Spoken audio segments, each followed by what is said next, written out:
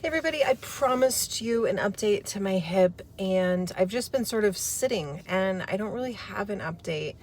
I've seen a lot of doctors, a lot of specialists. We've done tons of testing and it's just really inconclusive at this point as to what's causing the amount of swelling and pain in my leg.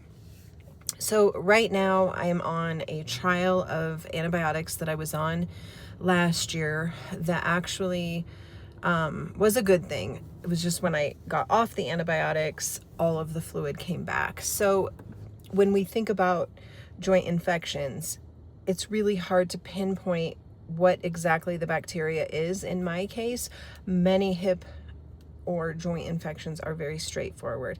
Mine is not straightforward. So the fact that the laboratory isn't able to figure out a bacteria, nothing's growing in the cultures, but yet my symptoms are so indicative of an infection, it's leaving the surgeon and the infectious disease doctor very stumped because they don't want to just go in and yank out my hip without knowing specifically what the bacteria is that's causing this response. And so they're very hesitant. And in the meanwhile of being hesitant, that means my life is in limbo. I'm not back to work. I'm not teaching. I'm just getting by every day. And I'm learning to navigate with a lot of pain and still find joy every day. But the pain is hard.